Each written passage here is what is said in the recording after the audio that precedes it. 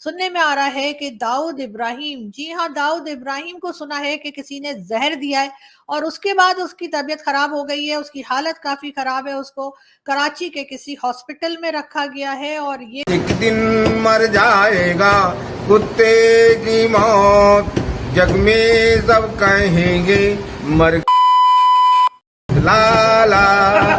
अजीत डोवल जो मोदी का वैसे तो नेशनल सिक्योरिटी एडवाइजर है और वो भी अपनी जात में एक बहुत बड़ा गधा है। अपने रवैये, अपनी झूठी खबरों की वजह से अपना मजाक बनवाता है और पूरी दुनिया उसको एक पागल और जुनूनी शख्स के नाम से जानती है। फैसला करना मुश्किल होगा इनमें सबसे बड़ा साइको, सबसे बड़ा नफ्सियाती कौन होगा। आप लोग रोना बंद कीजिए, मेरे तक आवाज आ रही है। आपको नहीं लगता कि पाकिस्तान को चाहिए कि हाफिज सईद और ये मसूद अजहर और इस तरह के जो लोग हैं, ये दाऊद इब्राहिम, इनको भारत के हवाले कर दें, किस्सा खत्म करें? एक बंदे को दे दे इंडिया को, फॉर एग्जाम्पल मैं मिसाल दे रहा हूँ, तो उसकी फैमिली कह सकती है ना कि जी आप क्यों दे रहे हैं। उस बंदे के वो और उसके बंदे के राइट्स तो मौजूद हैं, उसके बच्चे हैं या जो भी फैमिली है, उसकी बीवी है, उसके सारा कुछ उससे पूछ सकते हैं ना हुकूमत से, आप हमारे जो फैमिली मेंबर किसी को क्यों दे रहे हैं। सो इंडिया अब ऐसी ऐसी कहानियां वो लेकर आता है जिनका ना सर होता है ना पैर होता है। कहने का मकसद सिर्फ इतना कि मोदी ने अपने इर्द गिर्द सारी जो इसके इर्द गिर्द है ना, इसके एडवाइजर, इसके पालतू, इसके साथ चलने वाले, जिनकी ये सुनते हैं या जो इसकी सुनते हैं आगे से, सारे जोकर्स हैं, सारे नाअहल हैं, सारे झूठे हैं, सारे निकम्मे हैं, सारे नफ्सियाती हैं, सारे साइको। ये लेकिन सर, अगर दूसरों की फैमिली के मेंबर्स मारे हैं, टेररिज्म की है, तो वो लोग वो इंसान नहीं थे क्या? बस ये इंसान है, इन्हीं की फैमिली है। यही तो बात है ना। हम जितने टेररिस्ट हमने बिठा के रखे हुए हैं पाकिस्तान में, हम उन्हें जो है वो बचा रहे होते हैं, उनके लिए हम वकालत कर रहे होते हैं। और आप जैसे लोग सर पढ़े लिखे, सर डॉक्टर लिखा हुआ है सर आपने अपने नाम के आगे, कुछ तो ख्याल कीजिए मैंने सर। क्या मोदी अपनी जात में फिरौन बना हुआ और कुदरत हर फिरौन के लिए पता है किसे भेजती है? मूसा को भेजती है। और अब मोदी जैसे फिरौन के लिए भी मूसा आने को है और इसका दर्दनाक अंजाम याद रखिएगा बहुत करीब है। और इतना दर्दनाक है, याद रखिएगा मेरे अल्फाज, क्योंकि इस शैतान ने ना हर उस तबके पर जिंदगी तंग की, हर उस तबके पे जुल्म किए जो इसके जुल्म के खिलाफ बोलने का हौसला रखता है।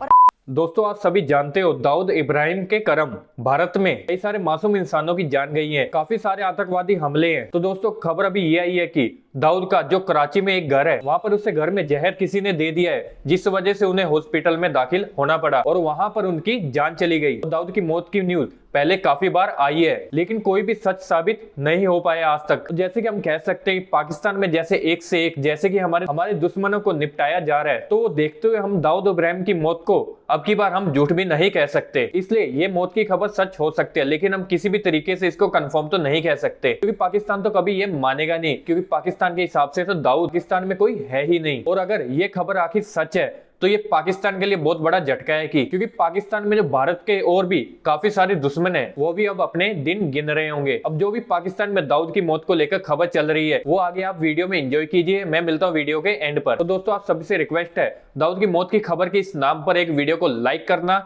मत भूलिएगा। तक ठीक है, मालूम नहीं। आप लोग जानते हैं कि अगर कोई भी नाम लेगा, कुछ भी कंफर्मेशन करने की कोशिश करेगा, तो फिर उसकी भी शामत आ जाएगी। लेकिन एक बात जो इस बात की तरफ इशारा करती है कि कहीं ना कहीं दाल में कुछ काला है, उसका रीजन ये है कि पाकिस्तान में इस वक्त चाहे वो ट्विटर हो, गूगल सर्विसेज हो या फिर यूट्यूब हो, ये सब के सब जितने भी ऐसी जगहें हैं जहां पर लोग बात कर सकते हैं, कोई वीडियो लगा सकते हैं, कुछ लिख कर लगा सकते हैं, कुछ लिख सकते हैं, कोई ट्वीट कर सकते हैं, वो सबके सब डाउन कर दिए गए हैं। वरना अभी तक जो मारे जा रहे थे वो कहीं ना कहीं इन लोगों के राइट हैंड थे, कहीं ना कहीं लोगों से जुड़े हुए जरूर थे, मगर उस लेवल के नहीं थे जिस लेवल के ये लोग हैं, यानी कि हाफिज सईद, सैयद सलाउद्दीन, मसूद अजहर और इसी तरह के बेशुमार दूसरे नाम जो है, या दाऊद इब्राहिम, ये वो नाम है जो कि पूरी ऑर्गेनाइजेशंस को चलाते हैं, लीड करते हैं, अपनी मर्जी से लोगों की जाने भी लेते हैं, अटैक्स भी करवाते हैं। ये सब कुछ इनके नाम के साथ जुड़ा हुआ है। नहीं सर, इकोनॉमी पे तो करें, लेकिन ये 2-3 जो यहाँ पे बिठा के रखे इन्होंने, जिनके ऊपर बार बार नाम आता है, हाफिज सईद और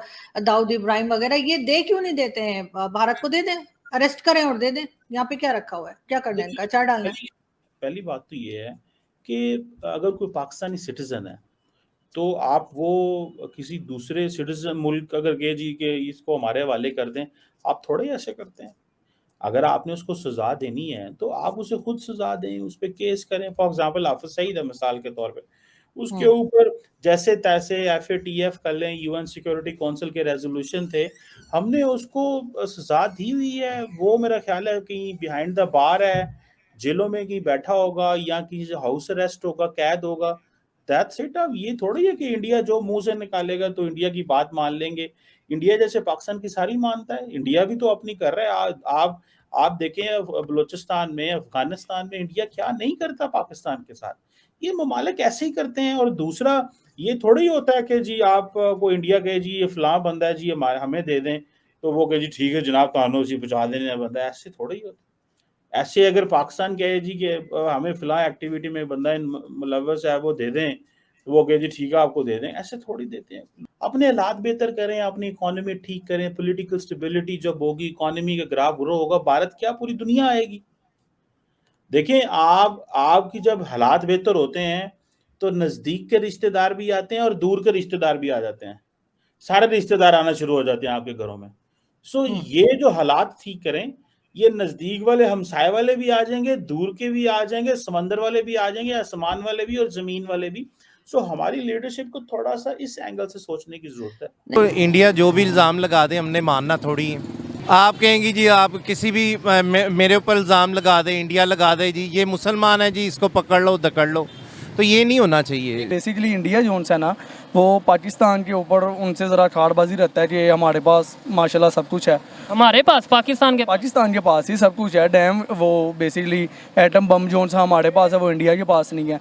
ठीक है, इंडिया के पास जो इतने बड़े बड़े मिसाइल हैं वो मतलब इतना कुछ है, वो तो उनके लिए जो हमारे पास एटम बम है उसके आगे तो वो कुछ भी नहीं है ना। अच्छा, यानी जो हमारे पास एटम बम है उसके मुकाबले में इंडिया पास वो बिल्कुल इस टाइम जो है ना फुल पावरफुल है। वो इंडिया तो खुद दहशतगर्द है। वो तो अफगानिस्तान के थ्रू हमारे फोर्स पे इतना हमला कराता है जितना कोटे में आजकल देखें क्या हालात हैं।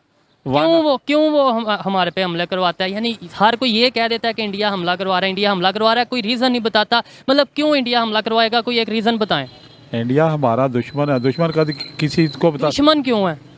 इसके बाद पाकिस्तान। जी बिल्कुल, पाकिस्तान का जो एटम बम है ना वो सबसे पावरफुल है। वो तो झूठ बोलते हैं, इतना बोलते हैं। उनका टेररिस्ट पकड़ा हुआ है, वो पहले वो नहीं मानते थे। ठीक है, तो जब वो उसका कार्ड पकड़ा गया फिर सारा कुछ अभी फिर उन्होंने। आप कुलभूषण यादव की बात कर रहे हैं? कुलभूषण, हाँ जी। ठीक है। तो दोस्तों अब दाऊद के निपट जाने के बाद हाफिज सईद का बारी है। अब इन दोनों पर भी आप पाकिस्तान की कभी न्यूज देखोगे तो इन पर भी काफी बार अटैक हुआ है। एक बात तो हाफिज सईद के कार के नीचे बॉम्ब रखा गया था, लेकिन तरीके से कह सकते हैं जैसे ही हाफिज सईद कार में अपने बैठने जा रहे थे तो उन्हें पता चल गया कि कार में बॉम्ब लगा है और वो निकल गया और वो बच गया। और जब हाफिज सईद एक घर में बंद था तो उसको एक बॉम्ब से उड़ाने का प्लान था, लेकिन तब भी वो बच गया। लेकिन एक तरीके से कह सकते हैं बहुत ज्यादा करीबी जाकर ही वो बच रहा है, लेकिन कब तक बचेगा ये भी एक सवाल है, क्योंकि इनकी वजह से हमारे देश के अंदर काफी ज्यादा नुकसान हुआ है, काफी लोगों की जानें गई हैं। इसी वजह से कह सकते हैं कि जब तक इनकी मौत नहीं होती है तब तक हमारे लिए बिल्कुल भी चैन से बैठने का टाइम नहीं है। और हम ये भी कह सकते हैं जिस तरीके से हमारे दुश्मनों को उड़ाया जा रहा है तो इनका भी दिन अब काफी ज्यादा दूर नहीं है। इनके पास भी इतना ज्यादा टाइम तो है नहीं, ज्यादा से ज्यादा एक साल रहेगा, 2 साल रहेगा, इससे ज्यादा हमारे दुश्मनों को जीने भी नहीं दिया जाएगा। ज्यादा 1-2 साल ये जी लेंगे। अब देखते हैं कि इनका भी न्यूज कौन लाता है। और दूसरी तरफ जैसे जैसे इनके पास के करीबी जाएंगे इनकी और भी खौफ और ज्यादा बढ़ता ही चला जाएगा। वो आके देखते हैं। वैसे हमारे दुश्मनों के अंदर थोड़ा बहुत तो खौफ रहना ही चाहिए। भारत के खिलाफ वो कुछ भी करते हैं तो उन्हें एक न एक दिन उसका अंजाम भुगतना ही पड़ेगा। तो दोस्तों आज के टॉपिक में बस इतने। अगर आपको ये वीडियो अच्छी लगी है तो वीडियो को लाइक करना मत भूलिएगा। और आपको ये वीडियो कैसा लगा हमें नीचे कमेंट बॉक्स में जरूर बताइएगा। तो मिलते हैं एक नई वीडियो के साथ, नए टॉपिक के साथ। तब तक के लिए जय हिंद, वंदे मातरम।